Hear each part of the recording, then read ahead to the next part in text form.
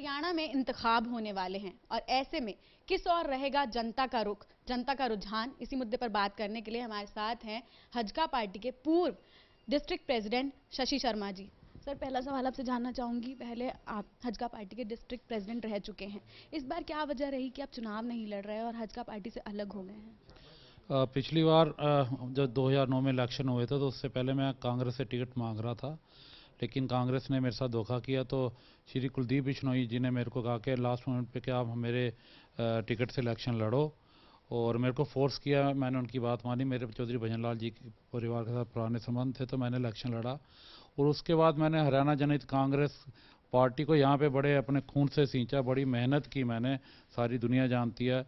और उसके बाद जब 2-3 साल पहले चौधरी भजन लाल जी की बरसी में चंद्रमोहन जी ने भी ज्वाइन कर ली, तो उस दिन मेरे को कुलदीप बिश्नोई जी ने कहा कि आप यहाँ से पंचकुला से इलेक्शन लड़ोगे, हर हालत में अपनी तैयारी रखो।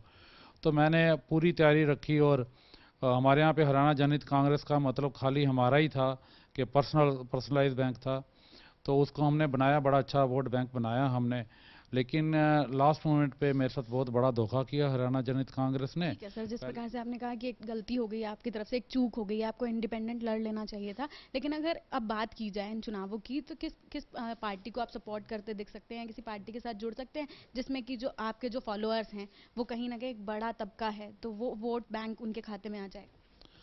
मैंने जब भी मैंने दरअसल सारे गांव का इलाका, जो हमारा जो रूरल एरिया और जो स्लम एरिया और जो अर्बन एरिया, और अर्बन एरिया के अंदर जो लाल डोरे के गांव हैं, ये इस किस्म से डिवीजन है हमारे हलके की, पंचकुला हलके की। सारे हलके में जाके, सारे अलग अलग क्षेत्रों में जाके लोगों से मैंने राय की, उनसे कहा कि कौन सी पार्टी की तरफ जाना चाहिए, कि या साइलेंट रहना चाहिए, या किसी के साथ खुल के आना चाहिए, क्या करना चाहिए। तो मेरे को कि जो हरियाणा जनहित कांग्रेस के मेरा जिला प्रधान होने के बावजूद भी, यहाँ जब रविंद्र रावल जी को टिकट मिली और उन्होंने नॉमिनेशन भरा, यहाँ पर मीटिंग हुई, तो मेरे को जिला प्रधान तो था मैं, मेरे को बुलाया भी नहीं उन्होंने। और किसी तरीके के ना नॉमिनेशन भरने के तो उन्होंने ना मेरे को इतला दी, ना साथ चलने के लिखा। तो सारे इलाके वालों ने इकट्ठे होकर कहा कि सबसे पहले पार्टी से आप इस्तीफा दो। तो मैंने पार्टी से इस्तीफा दिया। अब ये मैं विचार विमर्श कर रहा हूँ। सर, जिस तरह से आपने कहा कि लोगों को एक अच्छी जगह पहुंचाएं, सुविधाएं मिल पाएं, तो अगर बात की जाए, अगर आप चुनाव तो नहीं लड़ रहे हैं इस बार, अगर किसी पार्टी को सपोर्ट करते हैं तो किस तरीके से देखते हैं आप कि आपके क्षेत्र की जो समस्याएं हैं और जो भी समस्याएं हैं उनको किस तरीके से दूर कर पाएंगे अपने पर्सनल लेवल पर? हाँ, दो चीज़ें हैं, एक तो कैंडिडेट और एक पार्टी, दोनों चीज़ें इस मामले में देखनी पड़ती हैं।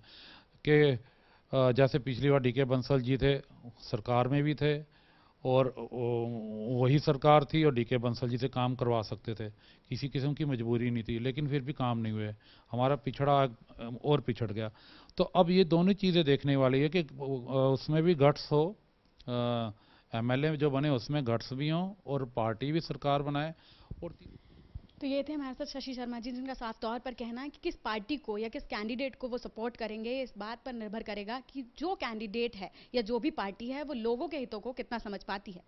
कैमरा पर्सन अंकित सिंह के साथ दीप किरण चौहान, मुंसिफ टीवी, हरियाणा।